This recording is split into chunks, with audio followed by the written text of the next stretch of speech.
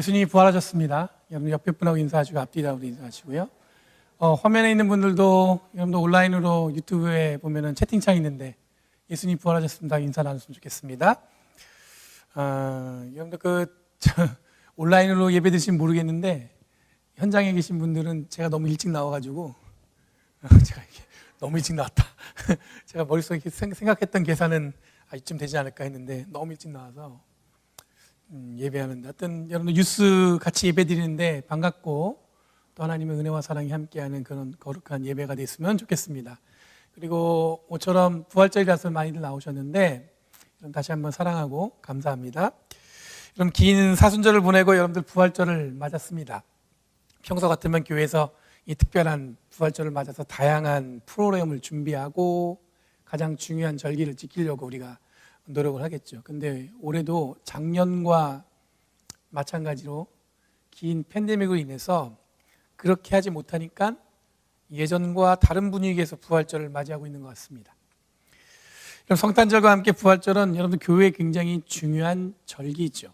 기독교인들에게 성탄과 부활은 어쩌면 신앙의 가장 핵심일 수가 있을 것 같습니다. 하지만 성탄절이 여러분들 잘 아시는 것처럼 세상에 이 상업적 이익을 위해서 이 변질되었다고 우려하는 분들이 많이 있습니다. 근데 부활절을 보내는 이 기독교인들에게도 몇 가지 우려와 걱정이 있습니다. 우선 예수 그리스도의 죽음에서 부활에 대한 의미와 그 고백이 굉장히 가벼워지고 있다는 생각이 들어요. 주님이 부활하셨습니다. 이 신앙이 예전과 같지 않게 굉장히 작아졌다는 느낌을 받는 그런 시대에 우리가 살고 있습니다.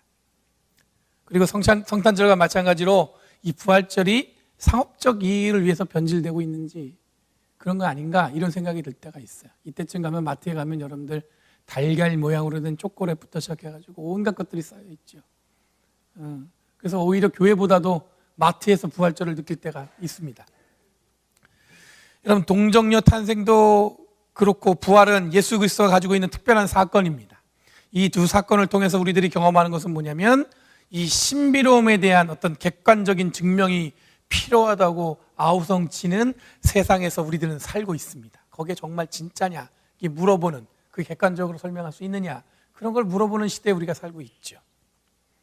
동정녀 탄생도 그렇지만 죽은 사람이 다시 살아났다는 것을 증명하기 위해서 여러분들 과학적 접근을 활용한다는 것은 쉽지 않습니다. 하지만 조금만 다른 관점으로 생각해 보면 우리가 늘 이야기하는 객관적이다, 합리적이다, 과학적이다 그런 것도 확실하게 우리의 삶에 어떤 명확한 답을 주는 것은 아닌 것 같아요.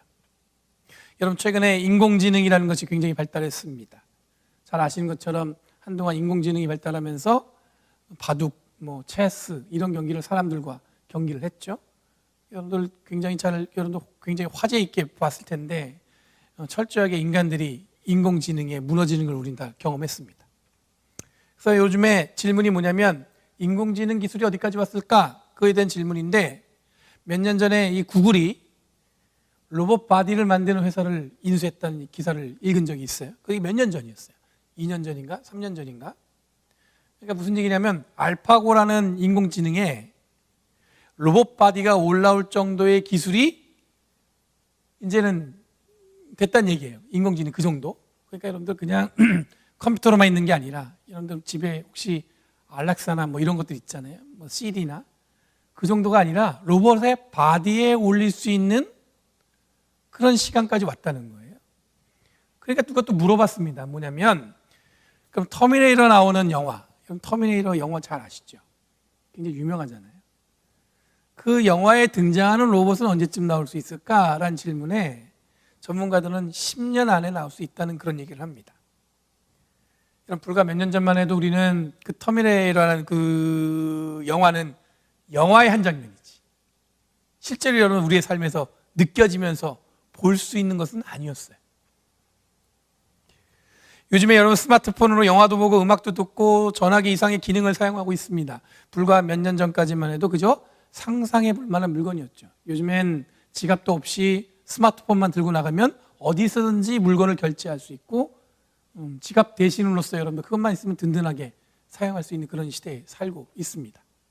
그렇지만 여러분 잘 아시는 것처럼 불과 몇 년 전만 해도 상상해 볼 만한 것들이었죠. 그러니 우리들이 이야기하는 합리적 사고 판단 혹은 객관적이라 불리는 것들, 그런 것들은 여러분들 어쩌면 한계에 늘 부딪히면서 그 너머가 언제나 우리의 삶에서 쑥 들어오는 것을 우리는 경험하고 있다고 볼 수가 있습니다. 그러면 당시 초대교회의 부활을 믿을 정도로 사람들의 지적 수준과 과학적 수준이 떨어져서 부활 신앙을 가진 것일까? 이런 어떤 분들은 예수 그리스도의 빈 무덤을 그저 예수를 따르던 제자들이 몰래 예수의 시신을 옮겼을 것이라고 주장하는 사람들이 있었습니다. 그런데 이 정도로 당시의 사람들의 사고의 수준이 허술했을까? 여러분, 그때와 비교해 보면 과학적 수준은 지금 더 발달했지만 이성적 사고나 흔히 말하는 철학적 사고나 인문학적 사고는 지금과 별반 다르지 않았다고 볼 수가 있어요. 오히려 여러분들 우리가 고전을 읽어내면 그 당시에 읽었던 글들을 지금도 굉장히 무겁게 우리의 삶에서 읽어내고 있죠. 무슨 말이냐면 거짓과 조작은 구별할 정도는 되는, 그러니까 그 이상의 지적 사고 구조나 지금과 별반 다름없는 어떤 지적 수준 정도는 그 당시에 있었다는 얘기예요. 이게 거짓말인지 이게 진짜인지 그 정도는 알 수 있는 정도가 됐다는 얘기입니다. 여러분, 오늘 읽은 고린도전서는 모두 16장으로 구성되어 있습니다. 전반적으로 여러분 교회 생활 전반에 대한 충고의 내용과 후반부부터는 이 중요한 주제를 하나씩 다루고 있습니다. 12장은 은사를, 13장은 사랑을, 그리고 14장은 방언을, 15장은 부활을 다루고 있어요. 그리고 마지막 16장은 편지를 쓴 이유와 인사를 하면서 고린도전서를 마무리합니다. 이 말은 뭐냐면 부활이라는 주제가 초대교회의 신앙에 있어서, 특히 바울이 이해한 기독교 신앙에 있어서 매우 중요한 핵심이었다는 것을 말하는 것입니다. 앞서 말하는 것처럼 지금이나 그때나 부활을 믿는 것은 힘든 주제였습니다. 증거도 빈 무덤과 제자들의 증언 외에는 없었고, 바울 입장에서는 그냥 마음 편하게 도덕성, 축복을 핵심 주제로 복음을 전하면 큰 무리가 없었을 텐데, 바울은 주저하지 않고 부활을 성경에 기록된 대로 이루어진 것이며 기독교 신앙의 핵심이라고 소개하고 있어요.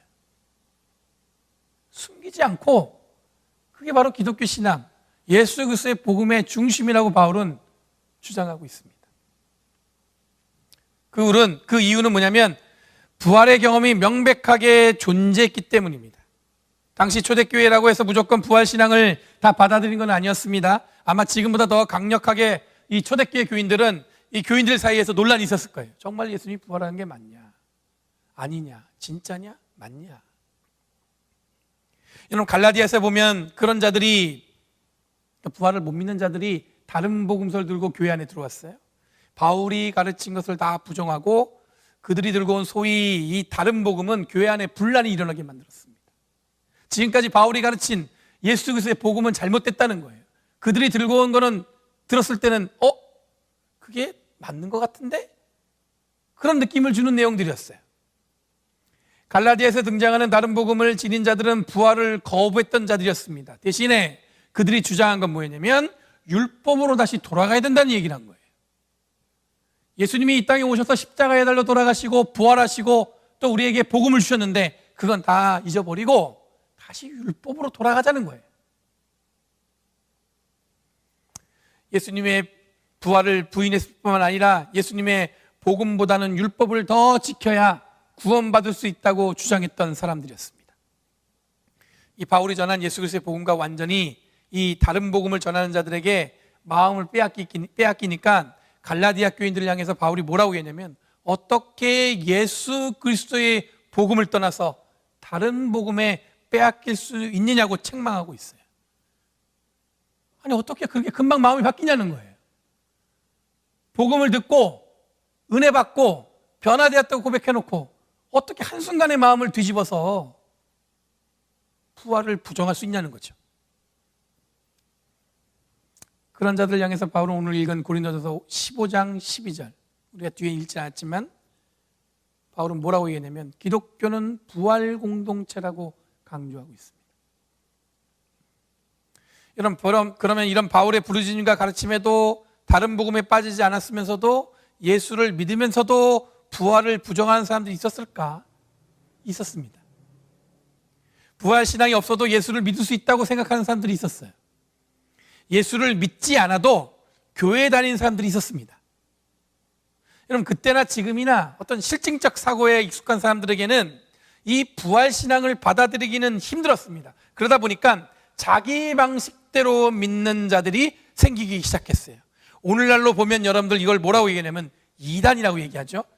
이렇게 생겨나기 시작한 것일 텐데, 당시로 보면 바울이 지적한 대로 다른 복음을 따르는 자들이라고 말하는 것을 볼 수가 있습니다.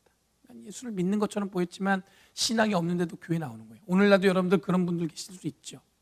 나한테 예수님이 나를 구원하셨다는 확신이 없이도 교회를 그냥 어떤 친교나 어떤 소셜 워크 하는 어떤 그런 곳으로 생각하고 오는 분들이 있죠.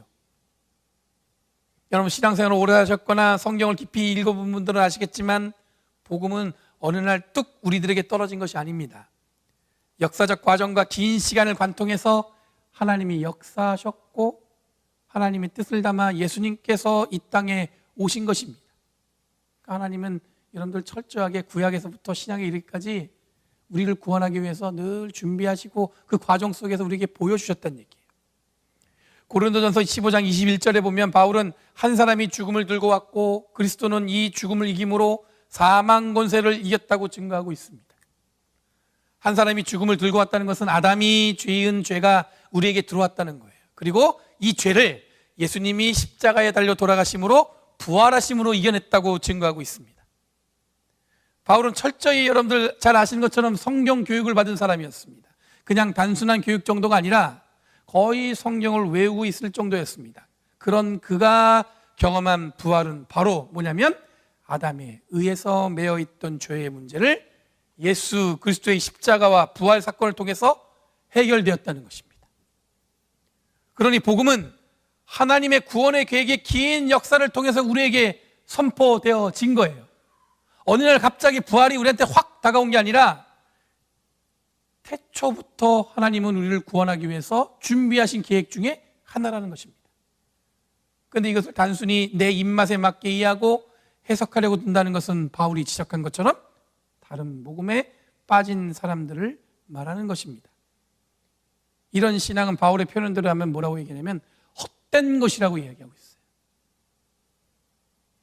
그렇다면 바울이 말하는 헛된 것이 아닌 참된 믿음은 무엇일까? 그것은 복음의 진수를 받아들이는 것을 말하는 것입니다. 바울이 받은 복음의 핵심, 또 바울이 고백하는 복음의 핵심은 뭐냐면 그 진수는 바로 예수 그리스도의 부활에 있습니다. 그것을 바울은 3절 이하에서 자세히 설명하고 있습니다. 그리스도께서 성경대로 우리 죄를 위하여 죽으셨다는 것과 장사 지낸 바 되었다는 것은 우리가 잘 알고 있는데 예수님의 십자가 처형과 이 부활을 가리키는 겁니다. 그런데 이런 전승들이 이 초기 기독교회 안에 자리 잡고 있었어요. 찬송과 기도의 중심에 자리 잡았습니다. 복음 전파되는 곳에서는 늘 이 사실이 주저하지 않고 전해졌습니다. 그러니 우리가 예수 그리스도의 복음을 이야기할 때 바로 이 사실을 근거로 복음을 전파되어져야 되는데 바울은 분명히 이것은 성경에서 기록하고 있다고 얘기하고 있습니다. 바울의 증거를 보면 부활하신 예수님은 베드로에게 그리고 12제자에게 그리고 500명이 넘는 형제 자매에게 나타나셨습니다.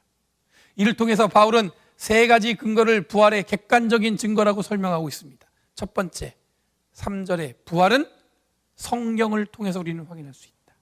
갑자기 우리에게 뚝 떨어진 개념이 아니라 성경은 이미 부활을 증거하고 있다. 두 번째, 5절에서 7절에 이르기까지 부활하신 예수님을 목격한 자들이 있었다. 그러니까 사람들이 예수님의 부활을 분명히 목격했다는 거예요. 세 번째, 부활의 명백한 증거 중에 하나는 뭐냐면 바로 부활하신 예수를 믿는 자기 자신을 보면 알 수 있다는 거예요.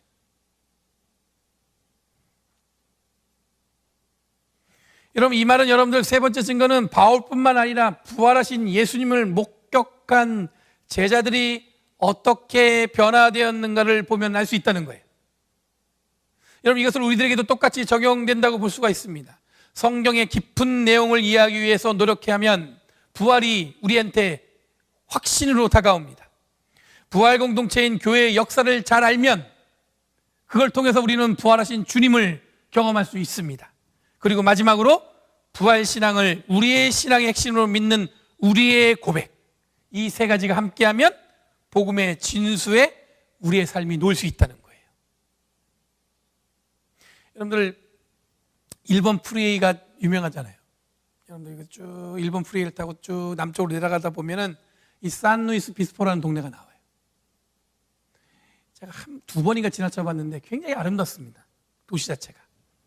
근데 그곳에 캘리포니아 폴리텍 주립대학이 있어요. 근데 칼폴리라고 불리는 학교예요. 이 샌프란시스코 스테이트 유니버시티 중에서 가장 좋은 학교라고 그러더라고요. 근데 2003년에 그곳에서 베리타스 포럼이 열렸었습니다. 매년 대학교에서 기독교 학생을 대상으로 하는 이 포럼은 철학, 종교, 과학을 주제로 이 포럼을 개최합니다. 1992년에 하버드에서 시작한 이 포럼은 올해는 한국의 이 고려대학교에서 열린다고 합니다. 그런데 2003년에 이 베리타스 포럼이 굉장히 사람들한테 관심을 갖게 했어요. 그 이유는 뭐냐면 대표적인 무신론자인 앤서니 플루라는 영국의 철학자하고 대표적으로 부활 신앙을 가졌던 철학자였던 미국의 게리 하버마스하고 이 논쟁이 벌어진 거예요. 부활 논쟁. 그 방식이 뭐였냐면 학생들이 다 있는 자리에서 이 둘이 자기들이 이야기하는 내용을 주장합니다. 앤서니 플루는 부활이 없다는 거죠. 그에 대해서 굉장히 과학적으로 논리적으로 설명하고, 그리고 게리 하버마스는 부활을 증거합니다. 그러면 그 앞에서 심사하는 4명의 학자들이 있어요. 그 사람들은 종교와 상관없이 그들의 논리만을 갖고 그 논리에 누가 이겼는지 평가하는 거예요. 근데 4대1로 게리 하버마스가 이겨요. 여러분, 앤서니 플루는 원래 감리교 목회자의 자녀였습니다. 목사님 자녀였지만 점점 자라면서 이 사람은 무신론자가 되었어요. 그런 무신론자하고 그 다음에 여러분들 게리 하버마스가 이 부활을 이런 믿는 그 철학자가 이 논쟁을 벌이니까 전 세계가 관심을 가진 거예요. 이런 부활 전문가인 게리 하버마스의 논리는 간단했습니다.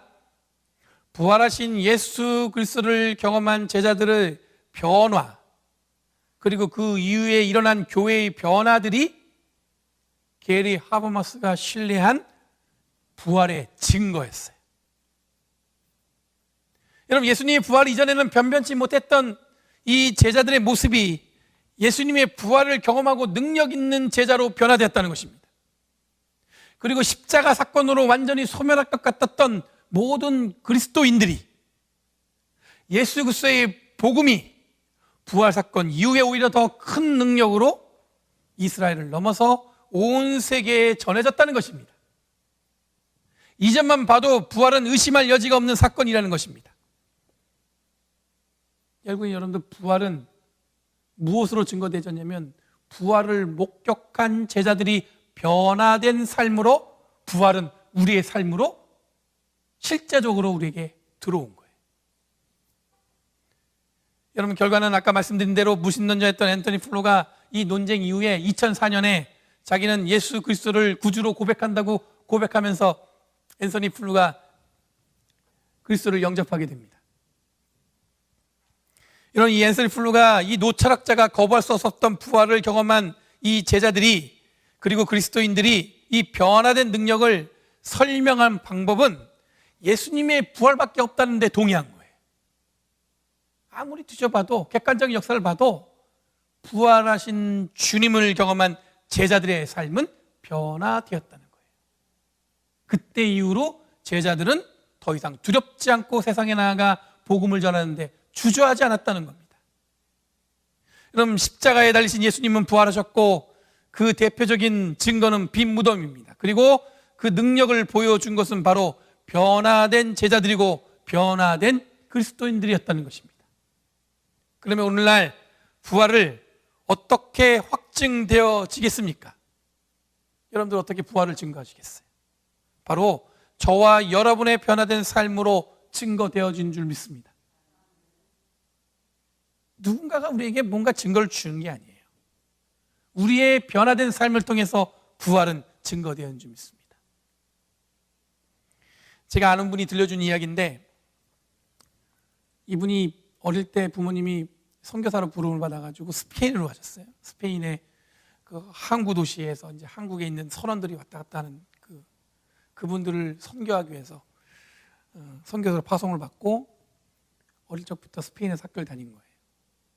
그러다 보니까 이제 교회 안에 다른 친구들하고 한국이 이제 멀리까지 온 친구들하고 그 스페인에서 이제 어떻게 보면 굉장히 한적한 시골 같은 동네라고 얘기하시더라고요. 그러니까 어릴 때부터 쭉 같이 자랐던 아이 중에 하나가 이제 청년이 돼서 미국의 새로운 꿈을 가지고 이민을 준비하면서 아마 뉴욕으로 간 것 같아요. 그래서 스페인의 그 친구들은 대부분 이 미국에서 대학을 나온다고 합니다. 그래서 그 한 친구도 자기의 꿈을 가지고 뉴욕에 온 거예요.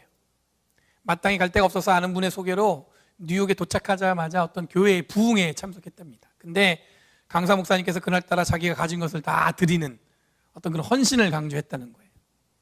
그래서 미국에 오려고 자기가 준비했던 이 800불이 전 재산인데 그거를 그날 다 헌금을 한 거예요.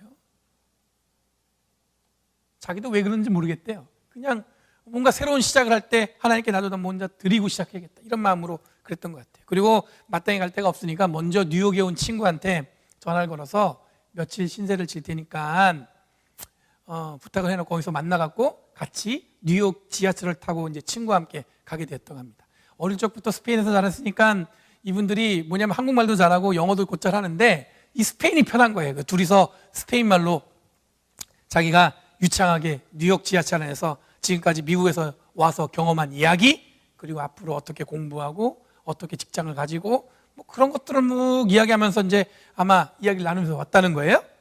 근데 마침 그 앞에서 이 두 청년이 하는 이야기를 잘 듣고 있던 분이 갑자기 명함을 주면서 자기를 찾아오라고 이야기하더라는 거예요.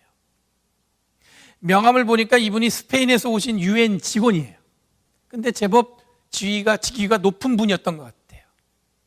그래서 그 다음 날 찾아갔더니 UN 본부의 통역가라는 어떤 직장을 소개해 주더라는 겁니다. 그래서 바로 그 직장에서 UN에서 근무하게 된 거죠. 그리고 1년 정도 지나면 우리가 공부도 UN에서 지원하겠다고 얘기하는 거예요.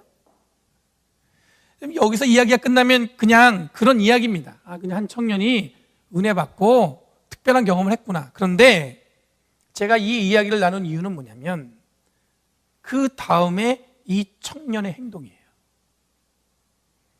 이렇게 유엔에 취업한 이 청년이 자기와 함께 어릴 적부터 신앙생활했던 친구들, 후배들, 선배들을 다 연결해서 유엔에 취직을 시켰다고 합니다. 한 10명 이상을 갖다가 자기가 불러낸 거예요. 여러분, 우리에게 갑작스러운 은혜가 주어질 때가 있습니다. 그렇죠? 우리들은 입술로 하나님의 은혜라고 고백합니다. 그런데 대부분은 자신에게 주어진 것만 하나님의 은혜라고 얘기해요. 그런데 정말 중요한 것은 뭐냐면 이 청년이 한 것처럼 자기가 받은 은혜를 이웃과 함께 나눴을 때 그건 더 크신 하나님의 은혜라고 얘기할 수 있어야 되는 거예요.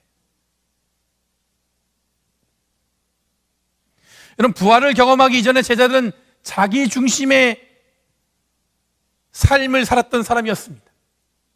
예수님을 따라다녔지만 자신들은 어쩌면 욕망 혹은 개인적인 성취에 관심이 많았습니다. 대표적인 게 가룟 유다였습니다. 자기의 욕망을 통해서 어쩌면 예수님을 통해서 자기의 욕망을 이루고자 했던 그 생각이 가득했던 사람이었죠. 그런데 예수님의 십자가 사건 이후에 그리고 부활을 경험한 제자들이 변화되었습니다. 예수님의 복음이 어떤 것인지 깨닫고 십자가의 희생만큼 자신들을 헌신하고 희생함으로써 그리스도의 복음을 전하게 됐습니다. 부활 신앙을 가진 제자들이 변화되었고 교회도 변화되었고 모든 그리스도인들이 변화되었습니다. 그 변화의 열매가 바로 여러분들 뭐냐면 바로 지금 이 자리에 앉아있는 우리들이에요. 이런 부활절입니다. 1년에 한 번 겪는 특별한 날이 아닌 우리들의 신앙이 복음의 진수 앞에 놓이는 거룩한 날입니다. 부활의 신앙이 우리의 핵심이고 이 믿음을 통해서 우리는 더욱더 거룩한 하나님 나라에 우리들의 삶을 희망할 수 있습니다. 성경에 집중하고 온전히 교회의 역사, 신앙의 역사를 알기 위해 노력하면, 그러면 우리의 믿음은 더욱더 성장시켜서 온전한 그리스도의 복음에 우리의 삶이 놓이는 저와 여러분이 되길 간절히 바랍니다. 부활을 경험한 우리들의 삶의 방향은 저 높은 곳이 아닌 십자가와 빈 무덤으로 보여주신 부활하신 예수님의 능력으로 이 세상을 살아가는 것이라고 믿습니다. 좋은 것 나누고 서로 도와주고 함께 더불어 살아가는 마음으로 함께 하려고 노력하는 마음은 우리를 변화시키고 이 세상도 변화시킬 줄 믿습니다.